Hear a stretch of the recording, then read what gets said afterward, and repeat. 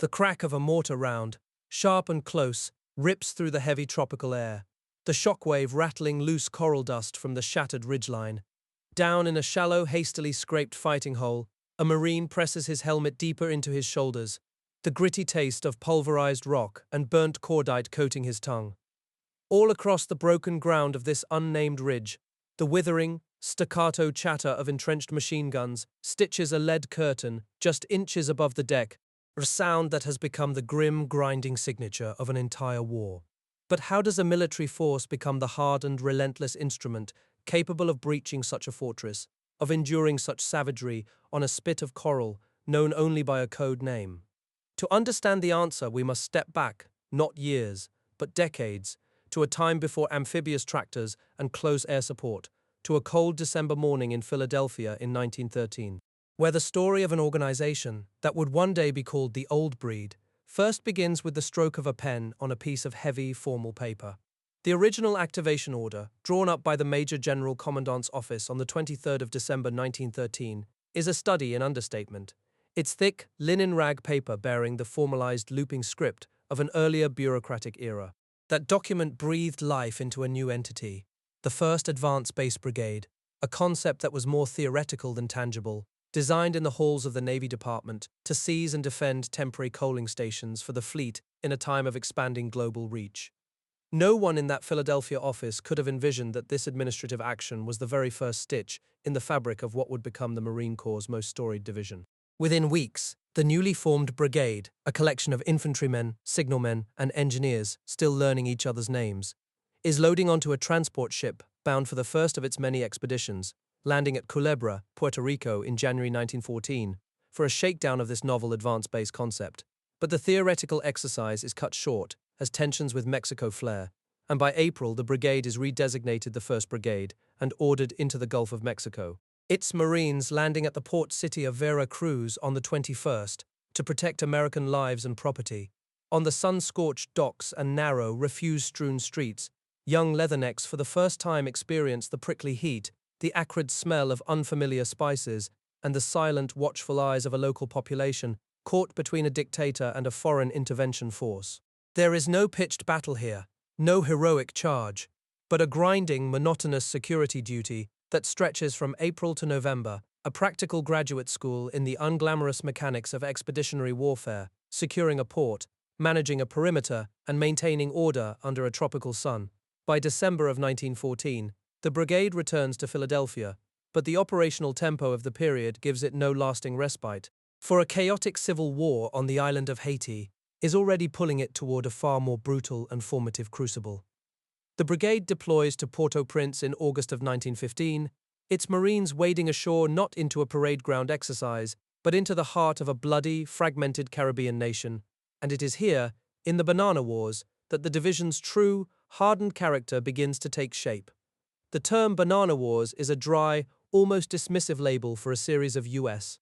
interventions, but for the Marines on the ground, it meant a relentless, sweltering counterinsurgency fought in the shadowed, muddy highlands against an elusive Caicos guerrilla force. Long, exhausting patrols snake through the jungle, the air thick with humidity and the hum of mosquitoes, the Marines learning to interpret the subtle, often hostile terrain, and to absorb the fleeting, close-range violence of ambushes on narrow, winding trails.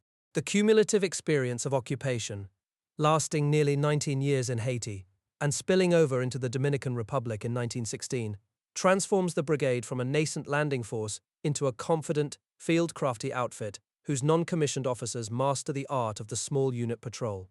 These are the years where the institutional muscle memory of the Corps is rewired, where senior leaders learn the friction of sustaining forces far from supply depots, and junior leaders, men who would later command regiments and divisions, absorb a profound understanding that wars are won not by technology alone, but by the iron endurance of an infantryman on his feet. Following a complicated series of deactivations and reactivations that reflected the feast or famine nature of peacetime appropriations, the lineage of the brigade is carefully laid up in the organizational charts like a ship in ordinary. By September of 1935, the unit is reactivated at Quantico, Virginia, as the 1st Marine Brigade, part of the newly established Fleet Marine Force, and the theoretical advanced base force of 1913 is now being deliberately shaped into a modern amphibious assault formation. Names that will echo through Marine Corps history begin to appear on the unit's muster rolls during this period of experimentation. Young cerebral officer named Alexander Vandergrift is on a trajectory that will place him at the very center of the coming storm, though for now, his world is the parade deck at Quantico. Another officer named Merritt Edson, a lean, intense small arms expert, is quietly demonstrating the type of personal mastery of tactics and weapons that would later make his name synonymous with a desperate knife-edge stand on a faraway ridge. The entire Corps is a small, tight-knit society in the late 1930s, and officers like Oliver Smith, a reserved, analytical thinker, are assigned to key staff roles in Washington, painstakingly drafting the very amphibious doctrine that this brigade will one day execute in battle. And while Lewis Puller, a tough, combat-experienced officer, not yet known as Chesty, is serving with the 4th Marines in a China, on the brink of its own war, his aggressive, lead-from-the-front spirit already embodies the raw fighting edge the Corps expects of its regimental commanders. The final, definitive transformation is triggered by the global war that has already engulfed Europe and Asia, and in October of 1940, the 1st Marine Brigade deploys to Guantanamo Bay, Cuba, to secure the strategic naval base.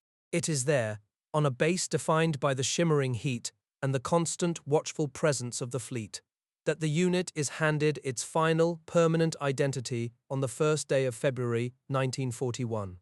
It is christened the 1st Marine Division, the first division in the entire history of the Corps. 1 month later, a new headquarters is authorized as the division formally integrates its core fighting regiments. The 1st Marines, an old China and Caribbean regiment. The 5th Marines, whose colors bore battle honors from the trenches of France in the First World War, and the artillery cannoneers of the newly activated 11th Marines.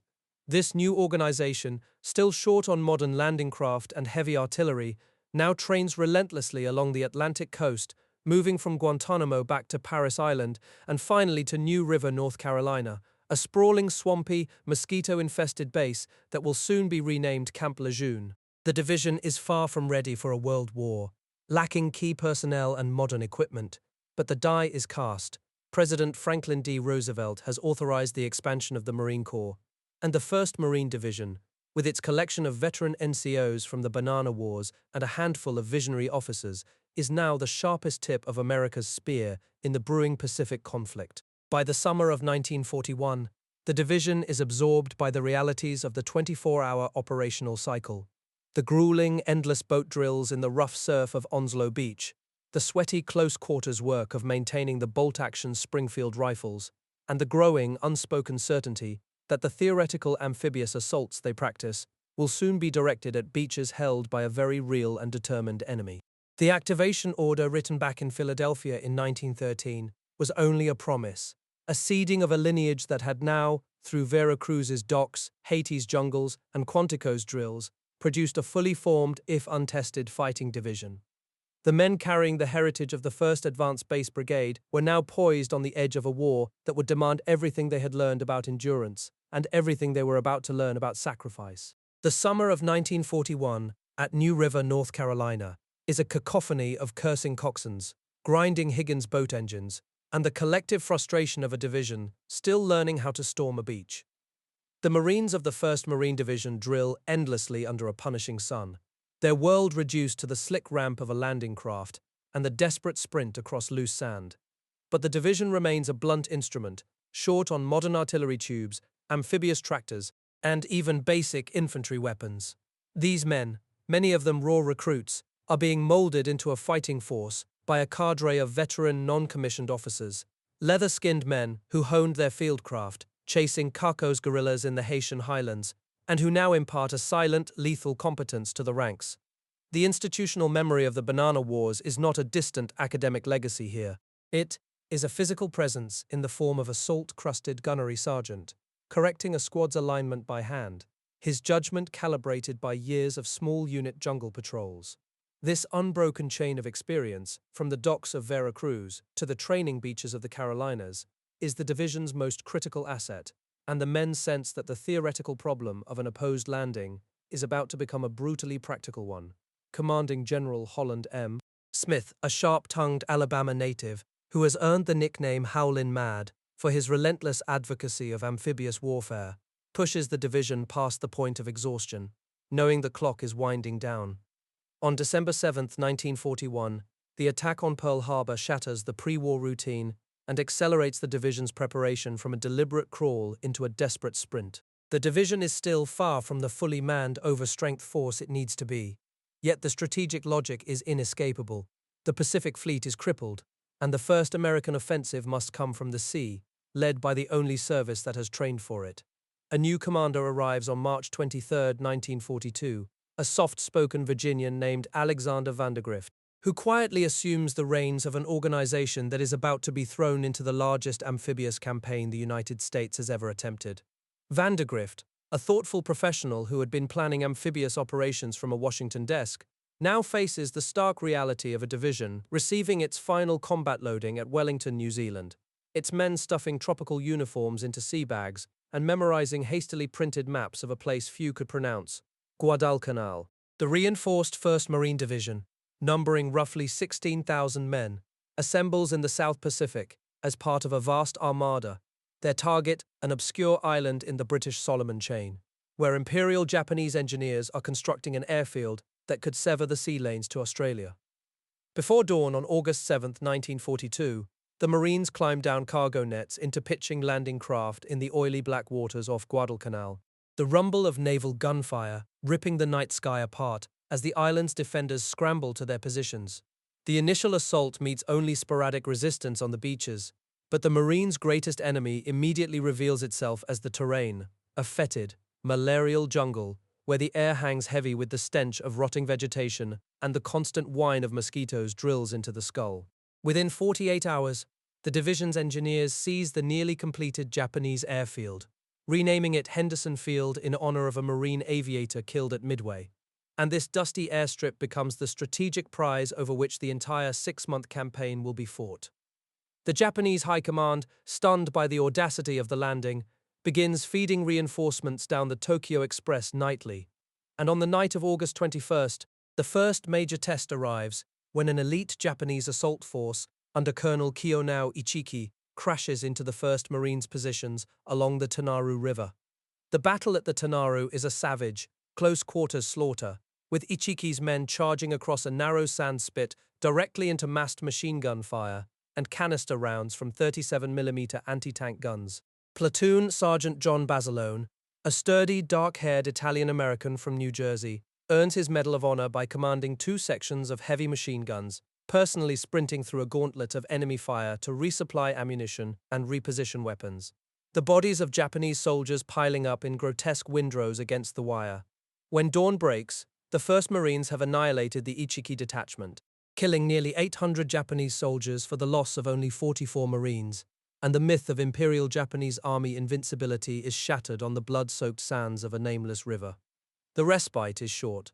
On the night of September 13th, the Japanese launch their most determined effort to retake Henderson Field, throwing the 35th Infantry Brigade against a ridgeline held by the 1st Raider Battalion and the 1st Parachute Battalion under the command of a lead, intense colonel named Merritt Edson. Edson has spent the daylight hours walking the ground, calibrating fallback positions, his hawk-like eyes absorbing every fold in the terrain that could serve as a final killing zone, and he positions his men on a low, grassy ridge that will soon bear his name. As darkness envelops the perimeter, wave after wave of screaming Japanese infantry surge through the kunai grass, the fight disintegrating into a chaos of grenade duels, bayonet thrusts, and desperate hand-to-hand combat lit only by the ghostly glow of parachute flares. Edson, standing erect on the exposed crest of the ridge, in a deliberate display of personal courage that calms his wavering line, personally directs the defense, pulling the shattered remnants of his battalions back to a final position, only 1,000 yards from the vital airfield. The Marines hold.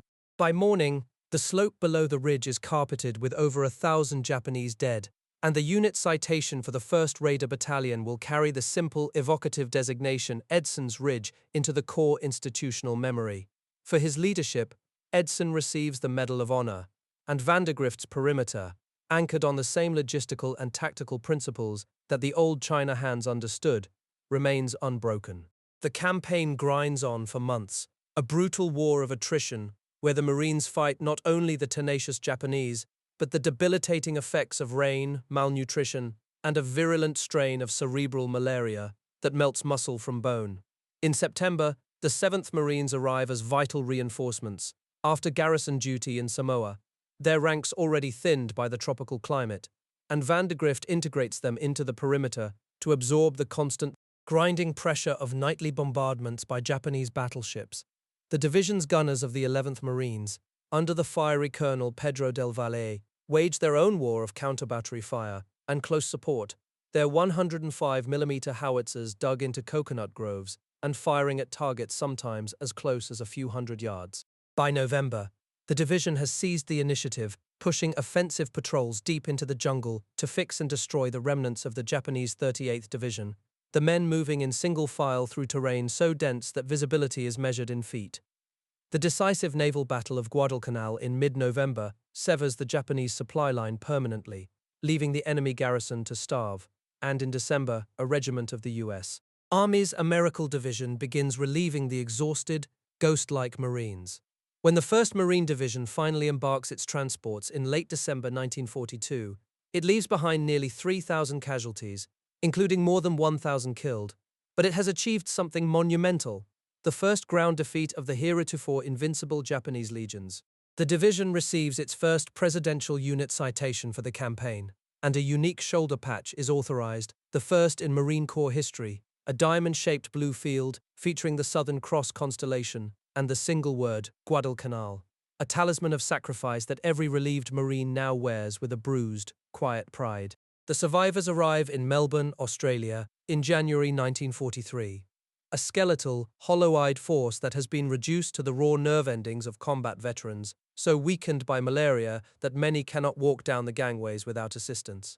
The city embraces them, and for 9 months the division rebuilds, absorbing replacements, refitting equipment, and integrating the hard tactical lessons learned in the island's fetid jungles, while Van der Grift, now promoted to Lieutenant General, is recalled to Washington to become the 18th Commandant of the Marine Corps.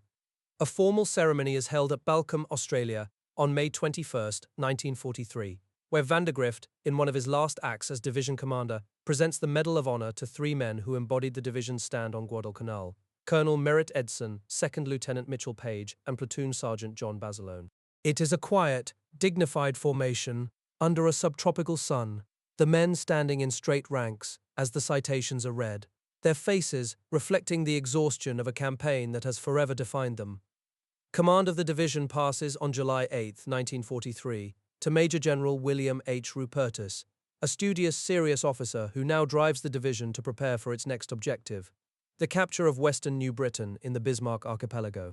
On December 26, 1943, the division assaults Cape Gloucester on New Britain in a grinding, sodden campaign that becomes a war against the environment as much as the enemy.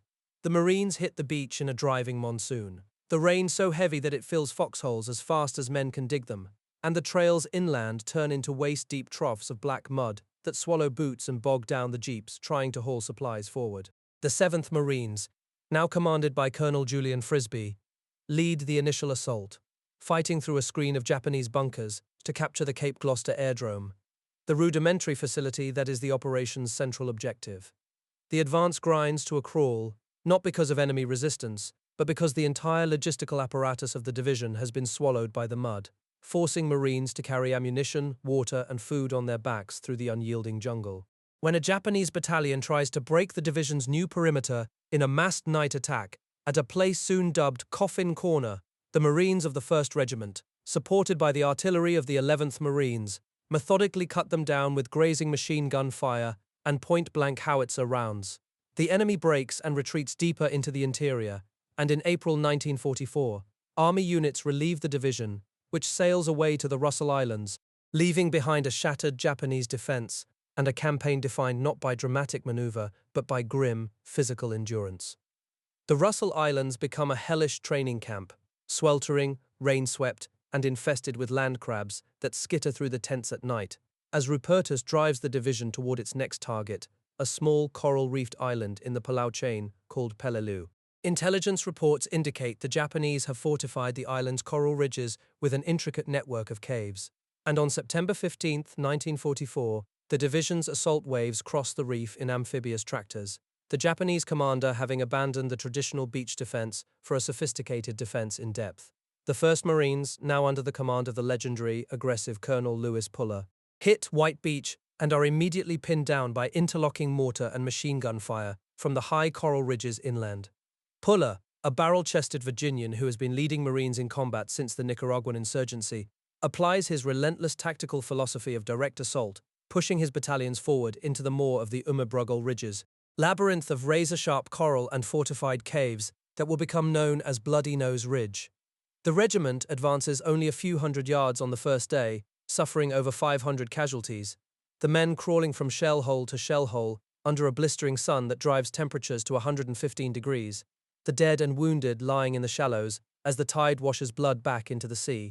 For 2 weeks, the 1st Marines batter themselves against the Umabrugal, the battalions reduced to the size of reinforced companies, while the division's artillery fires directly into the mouths of caves at point-blank range, a tactical innovation that salvages some momentum at a terrible price.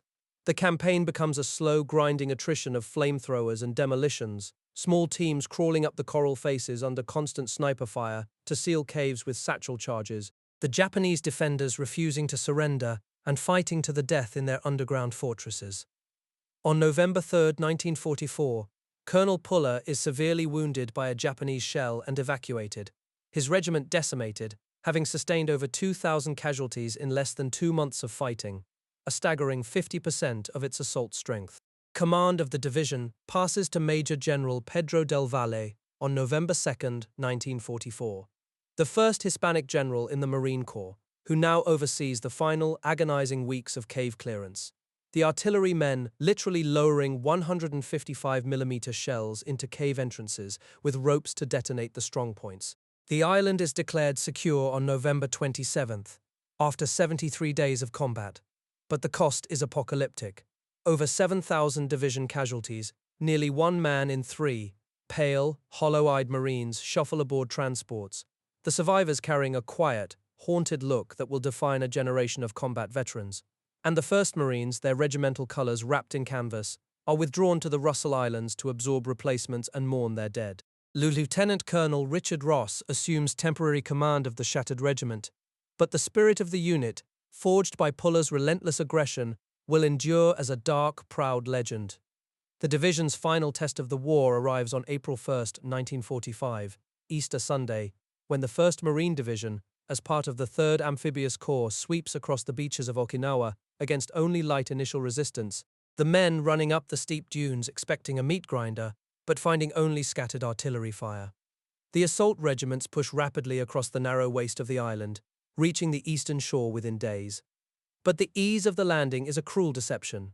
For the Japanese 32nd Army, over 100,000 men, is dug into a massive, interconnected network of caves and tunnels along the Shuri Line in the south. Del Valle, now commanding the division, faces an enemy that has abandoned banzai charges in favor of a sophisticated defense in depth that will make Okinawa the bloodiest campaign of the Pacific War. The division slams into the Shuri defenses in late April, the advance devolving into a medieval-style assault on a series of fortified ridges, Wanna Ridge, Sugar Loaf Hill, Half Moon Hill, each a miniature fortress of coral and concrete that must be reduced yard by bloody yard. The 5th Marines under Colonel John Griebel spearhead the attack on Sugar Loaf, a nondescript hill that becomes a charnel house. The battalions rotating into the fight until they are bled white, some companies reduced to less than a dozen effectives. The fighting is a claustrophobic nightmare of close-quarters combat inside caves, flamethrower teams wading through machine gun fire to char enemy positions, while Navy corpsmen crouch behind rocks, frantically stopping bleeding on men whose limbs have been torn away. The relentless rain turns the battlefield into a slurry of mud and decomposing bodies, the smell of death wafting over the lines day and night, as the division's riflemen, many of them teenagers, become hollow-eyed robotic figures who function on adrenaline and caffeine. In late May, the Japanese defense finally cracks under the sustained pressure, and the division surges south in a final, desperate drive to the southern cliffs, where the remnants of the 32nd Army are cornered, and mass suicides among Japanese officers and civilians mark the grotesque end of the campaign. The island is declared secure on June 22, 1945, and the 1st Marine Division tallies its butcher's bill. Over 8,600 casualties, including more than 1,800 killed, earning the division its third presidential unit citation of the war. The division that assembles on the crumbling coral beaches of Okinawa in the summer of 1945 is a profoundly different organization than the one that had nervously floundered through exercises at New River 4 years earlier, its institutional soul now forged in the crucible of 4 Savage Island campaigns. The shoulder patch with the Southern Cross and the single word Guadalcanal has become more than a piece of insignia. It is a testament to the identity of the old breed, a lineage that stretches from the malaria-ridden jungles of the Solomons to the blood-soaked coral of Peleliu and the smoking cave mouths of Okinawa. As the division begins to prepare for the invasion of Japan itself, an assault that planners fear will cost 1 million casualties, the Marines of the 1st Division prepare for what they believe will be their final, ultimate test, unaware that a secret weapon, developed in the New Mexico desert, is about to rewrite the end of the war and grant them an unexpected reprieve. The news that reaches the command post on August 14th is not a tactical dispatch, but a seismic rupture in the logic of the war itself. The Japanese Empire, shattered by atomic devastation at Hiroshima and Nagasaki, has accepted unconditional surrender. For the men of the old breed, who marched through the malarial jungles of Guadalcanal and the coral hell of Uma Brogol, the announcement is followed by a silence that is not so much relief as a profound, disorienting exhaustion. The invasion of Japan, the terrible crusade for which they had been preparing their souls, simply vanishes from the calendar. 3 weeks later, the division receives a new mission that pivots its trajectory from combat to occupation. Instead of a beach assault against a fanatical enemy garrison, the Marines are ordered to sail to the northern coast of China. Their objective? The disarmament and repatriation of Japanese troops still occupying the country, and the stabilization of a region rapidly descending into renewed civil war between nationalist and communist factions. On September 30th, 1945, transport ships carrying the 1st and 5th Marines steam into the Bohai Gulf and disembark at the port of Tientsin. The Marines march down the main streets of the ancient city, past crowds of Chinese civilians, their uniforms crisp, their should patches visible on their shoulders, the diamond-shaped blue field with the Southern Cross, and the word Guadalcanal, the patch authorized after that first savage campaign, now enters a new theater where the enemy will not wear a uniform, but will test the division's discipline in entirely new ways. The occupation of North China tests the expeditionary flexibility of the division in ways that shooting never could. Marines operate roadblocks along strategic rail lines, supervise the collection and stockpiling of Japanese rifles and artillery pieces, and patrol the tense countryside where Chinese communist forces, peasant soldiers in padded grey uniforms, melt into villages during the day and probe Marine positions at night. The 5th Marines establish a strong presence along the rail corridor to the coal mines of Tangshan, while the 1st Marines garrison the city of Piping, standing guard at the Forbidden City itself, a surreal juxtaposition of ancient empire and modern military occupation. By the spring of 1947, the geopolitical calculation shifts. The division receives orders to withdraw from China, the stabilization mission deemed complete even as the underlying conflict between Chiang Kai-shek and Mao Zedong intensifies toward open war. The Marines board troop ships and steam eastward across the Pacific, arriving at Camp Pendleton, California, the sprawling coastal base that will become the division's permanent homeport. By June 1947, the men of the old breed are back on American soil, their ranks thinning under peacetime demobilization, their combat-hardened battalions reduced to skeleton crews of regular officers and a handful of career NCOs. The peacetime Marine Corps is a fragile institution, perpetually underfunded and haunted by political arguments that its amphibious mission duplicates the Army's functions. The 1st Marine Division shrinks to a command shell, its regiments existing on paper at minimal authorized strength, its artillery battalions reduced to individual firing batteries with barely enough Marines to crew a single howitzer section. Weekend training exercises at Camp Pendleton are conducted in stripped-down landing craft that break down with alarming frequency, while the division's senior officers rotate through staff billets in Washington, fighting bureaucratic rearguard actions to preserve the Fleet Marine Force. Then, on June 25, 1950, the telephone lines between the Pentagon and Camp Pendleton erupt with urgent traffic. North Korean armored columns, spearheaded by Soviet-built T-34 tanks, have smashed across the 38th parallel, routing the poorly equipped Republic of Korea Army and driving southward toward the port of Pusan. The Cold War, waged for 5 years, through proxies and diplomatic posturing, has detonated into a shooting war on a mountainous peninsula that most Americans could not locate on a map. The division scrambles to reconstitute itself. Recruiting offices are flooded with veterans who had hung up their uniforms after World War II. Men who remember the smell of cordite and the mechanics of beach assaults and now find themselves once again raising their right hands. At Camp Pendleton, reserve battalions are activated. Their ranks filled with reservists who had been drilling one weekend a month, and who now face the sudden, terrifying reality of combat deployment. The division's supply depots burst open, issuing M1 Garand rifles, flak jackets, and cold weather gear, while maintenance crews labor around the clock to ready the amphibious tractors rusting in the California sun. A Marine brigade, built around the 5th Marines, commanded by Brigadier General Edward Craig, deploys by air and sea in early July, the 1st Marine Ground Unit to enter the Korean War. They are fed piecemeal into the shrinking perimeter around Pusan, where a United Nations force under General Douglas MacArthur clings to a desperate toehold at the southeastern corner of the peninsula. The men of the 5th Marines, carrying the regimental battle streamer from Belleau Wood, fight defensive actions along the Naktong River, plugging gaps in a line stretched to the breaking point, while North Korean infantry waves crash against Marine foxholes in human wave attacks that are shattered by coordinated artillery and close air support. On July 26, 1950, command of the 1st Marine Division passes to a man whose cerebral, deliberate manner contrasts sharply with the aggressive firebrands who will become synonymous with the Chosin campaign. Major General Oliver Smith, a reserved analytical thinker who spent the late 1930s in Washington drafting the amphibious doctrine that the division now executes, arrives at Camp Pendleton to find a division assembling itself from scratch, short on men, equipment, and time. He is a listener, not a shouter, an officer who studies terrain maps with the meticulous concentration of a chess player, and his arrival signals a shift in the division's operational tempo, from desperate improvisation to methodical planning. The masterstroke that Smith and MacArthur devise is an audacious amphibious assault at the port city of Incheon, on the western coast of Korea, far behind the North Korean lines. Navy planners are appalled by the proposal. The harbor at Incheon is notorious for its extreme tidal variations, with a rise and fall of over 30 feet that leaves the approaches as vast, impassable mudflats for most of the day. A landing craft that misses the narrow tidal window will be stranded, immobile and exposed, a sitting target for enemy artillery. The hydrographic challenges alone, one naval officer argues, make the operation a strategic impossibility. Smith listens to the objections, studies the tidal charts, and quietly overrules them.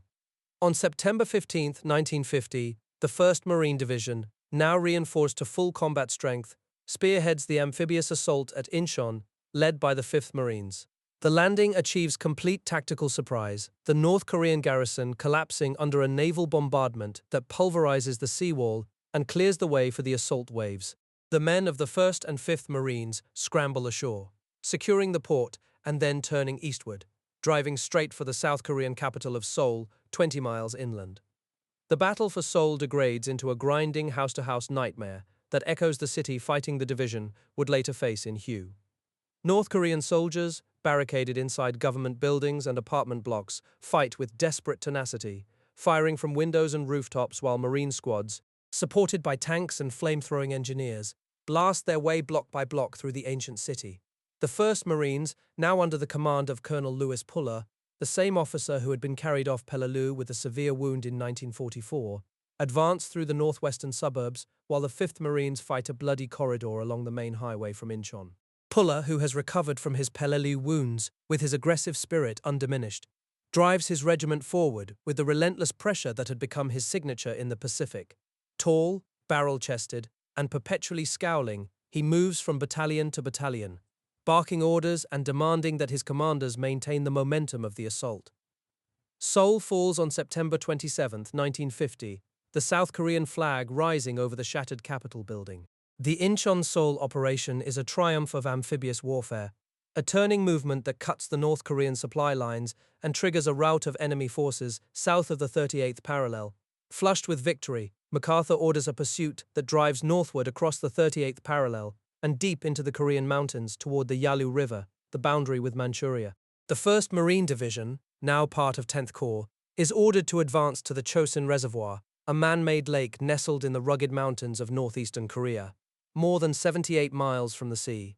It is late November 1950, and a brutal Siberian winter descends on the peninsula with a ferocity that even the Marines, who had fought in the monsoons of New Britain and the cold of the Shuri Line, have never experienced. Temperatures plummet to 35 degrees below zero, so cold that rifle bolts freeze solid, vehicle engines seize, and plasma bottles shatter before medics can hang them. Smith, analyzing the intelligence reports with increasing alarm, senses that the division's advance has been reckless. He can detect disturbing signs that Chinese forces, not just North Korean remnants, are massing in the mountains, but the reports from higher headquarters dismiss his concerns.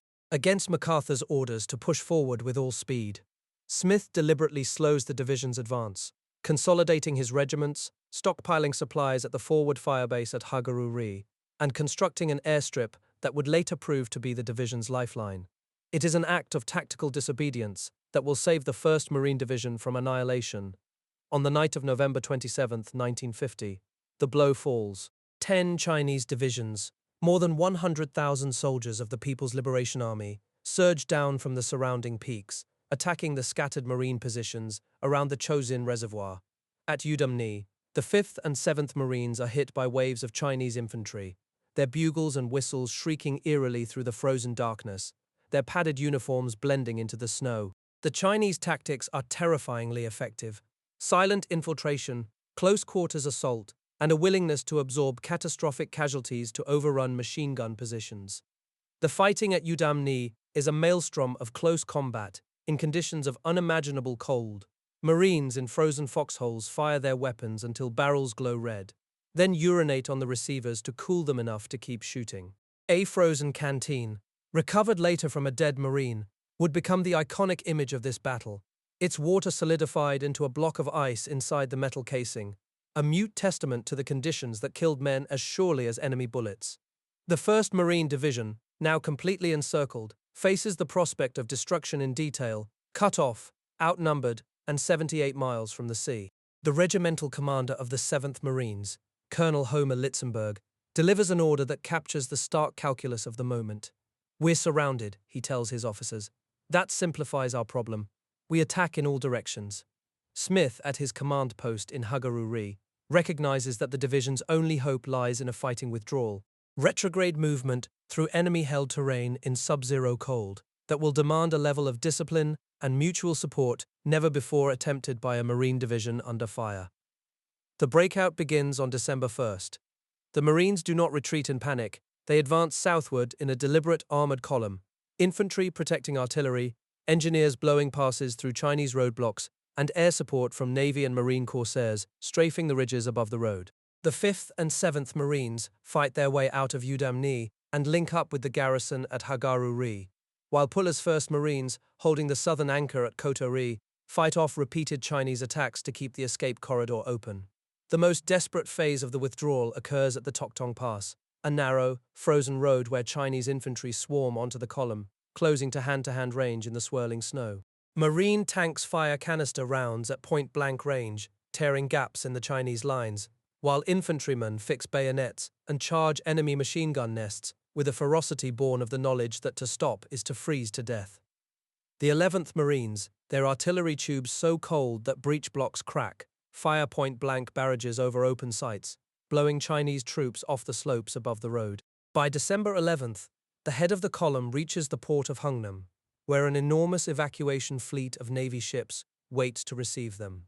The Marines march into the perimeter, many of them walking on frozen, frostbitten feet, their faces black with gunpowder and frostbite, but their ranks intact, their artillery and heavy equipment brought out of the trap.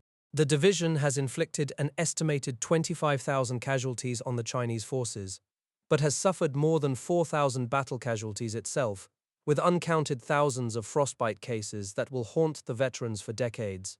The Chosin Reservoir fighting withdrawal becomes the defining legend of the Korean War for the Marine Corps, a demonstration of tactical mastery under the most extreme conditions imaginable.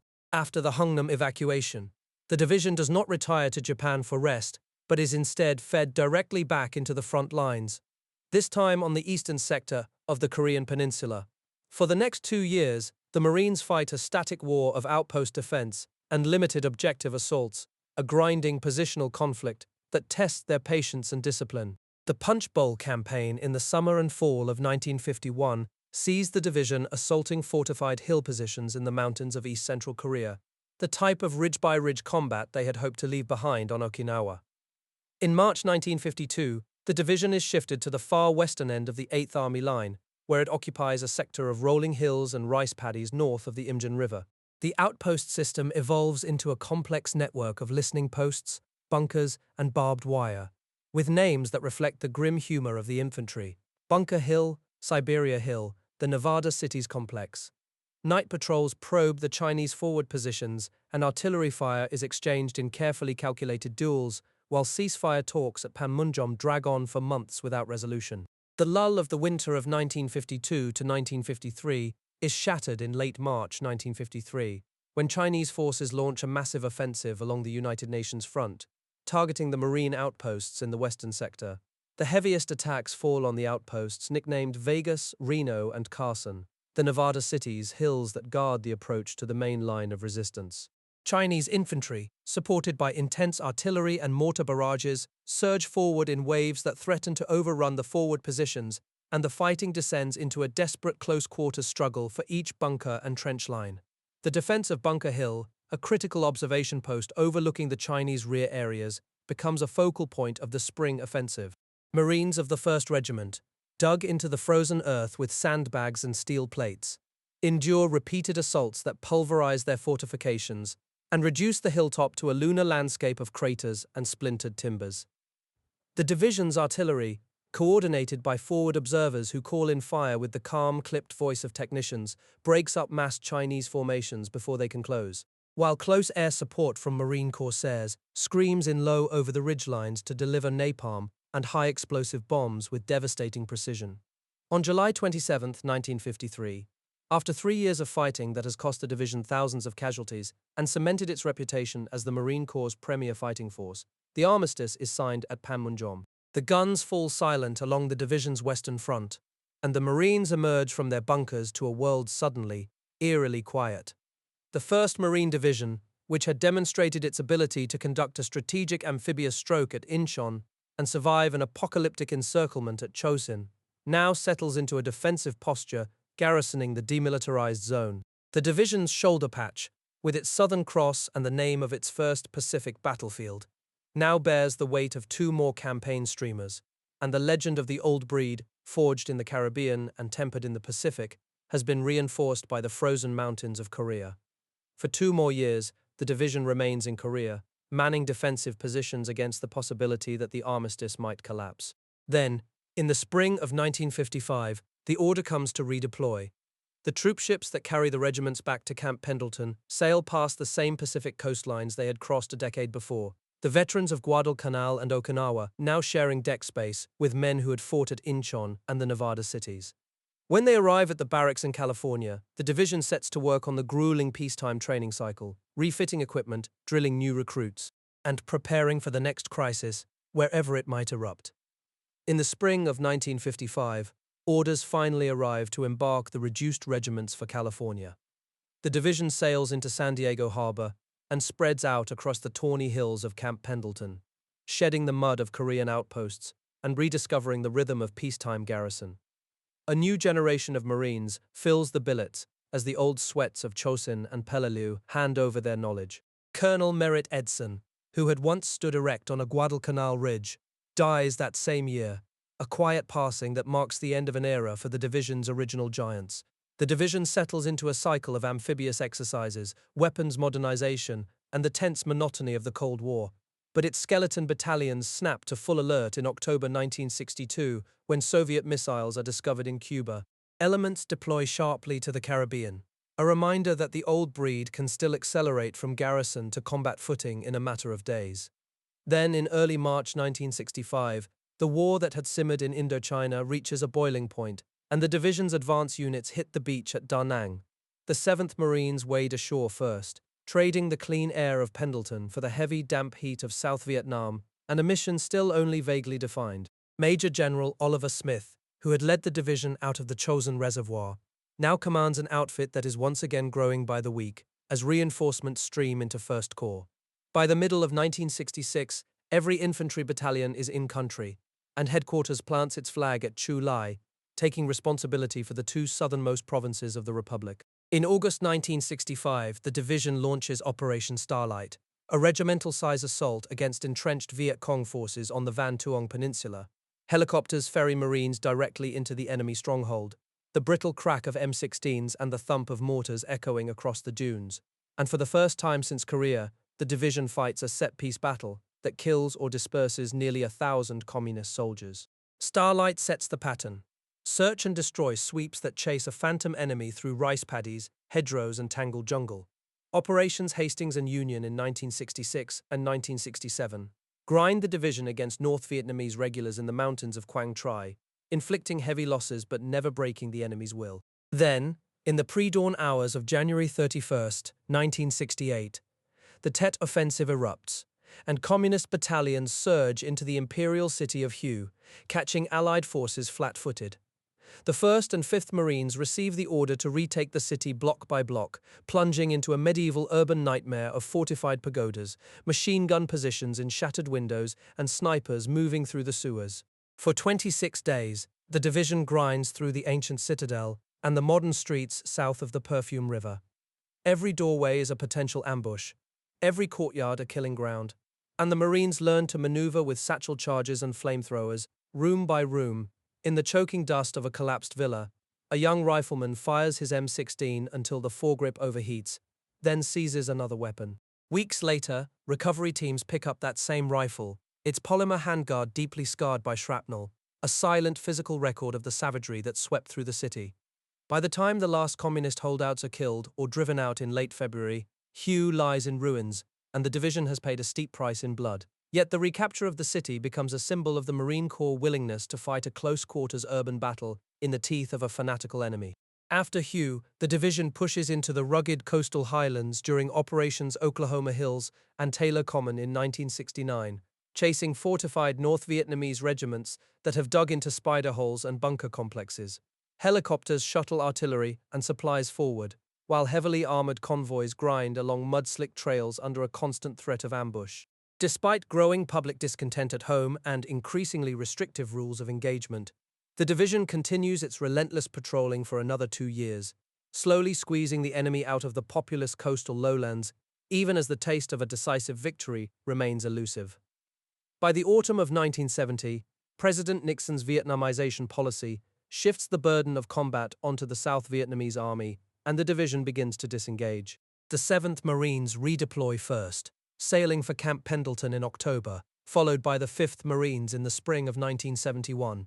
The 1st Marines last to leave board ships at Da Nang in June 1971, ending a 6-year combat tour that spanned more than 160 named operations and thousands of small unit actions.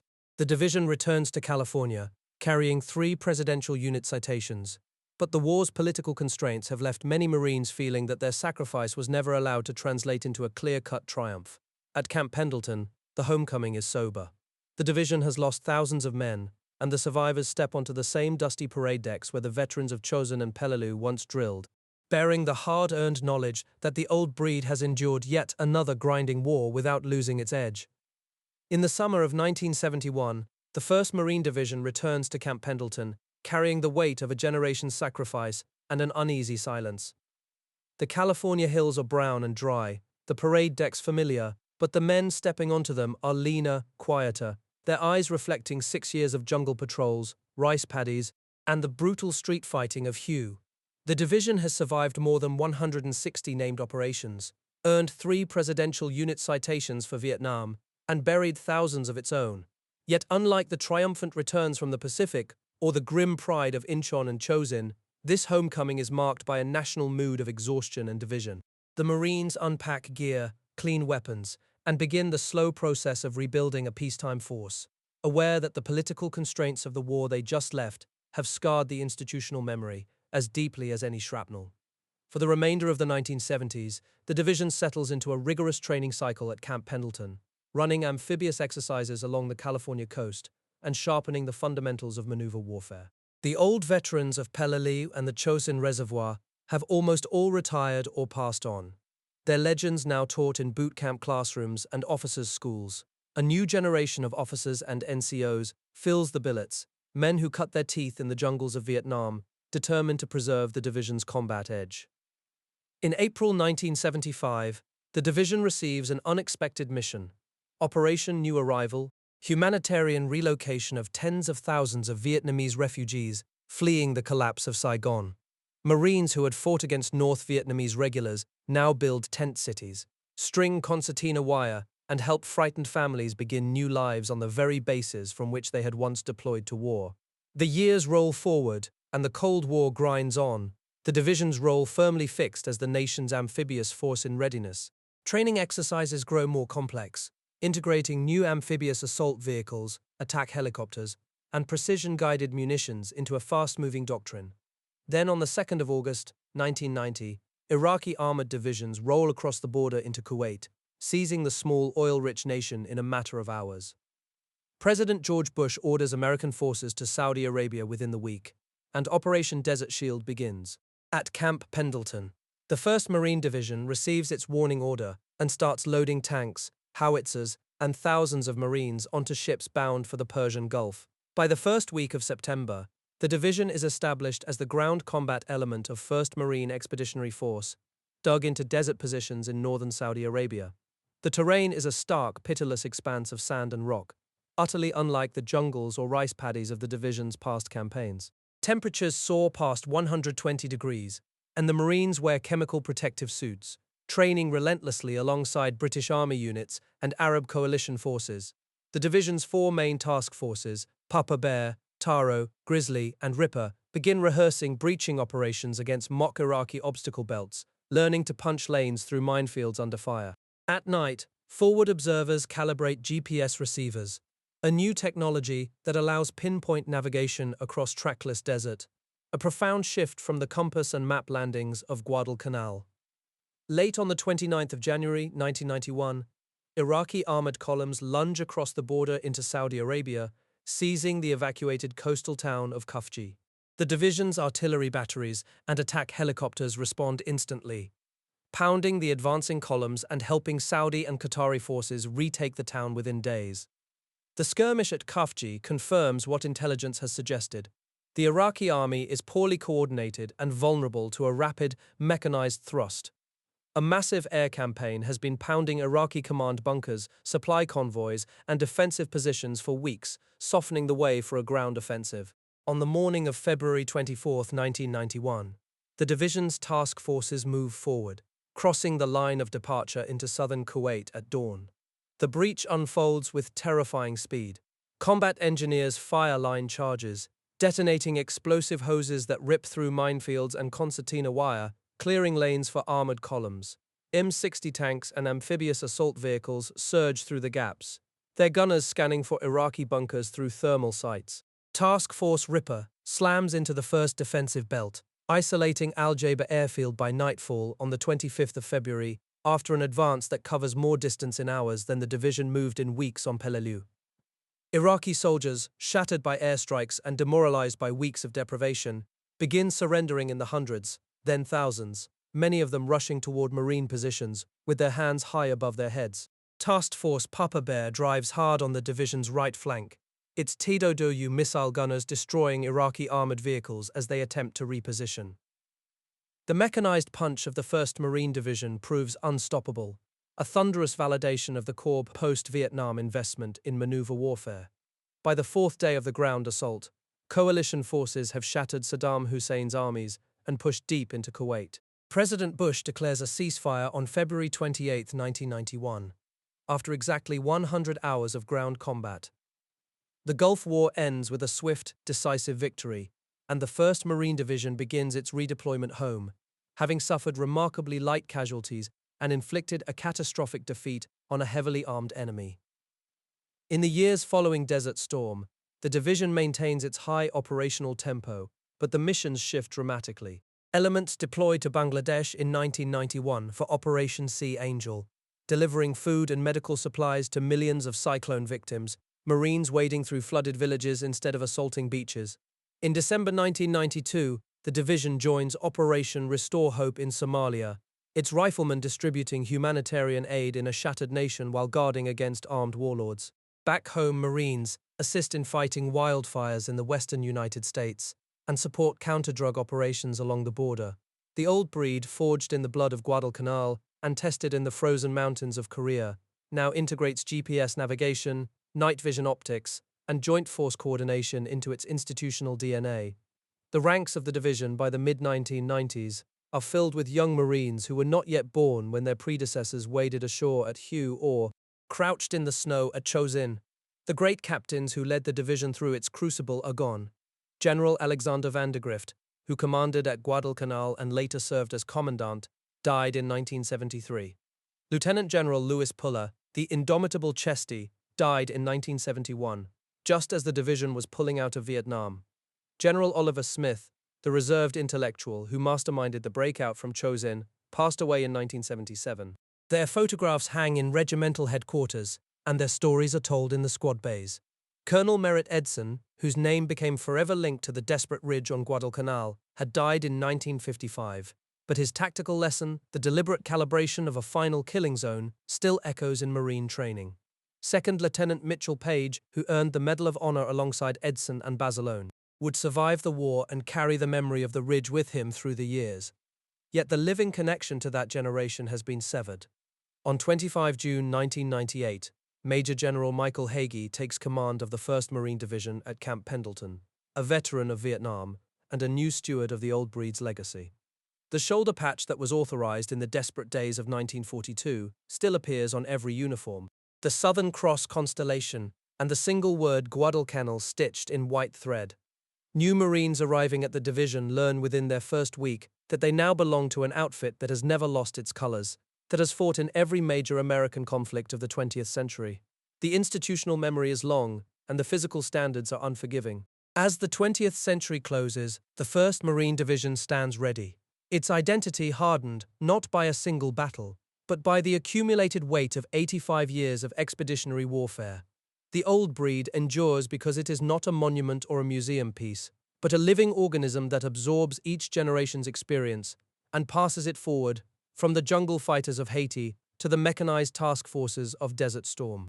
When the bugle sounds and the ships sail, the Marines who answer the call will carry the same patch their grandfathers wore, and they will know with absolute certainty what is expected of them. A young rifleman cleaning his M16 in a Camp Pendleton armory in 1998 may never have heard a shot fired in anger, but he is the direct heir of every Marine who ever dug a fighting hole on a coral beach, in frozen mud, or in the rubble of a shattered city, and he knows that his turn will come. When that day arrives, the old breed will stand ready, not as a museum piece, but as a living line of hardened warriors, the weight of 85 years of sacrifice pressed into the diamond-shaped patch on their shoulders.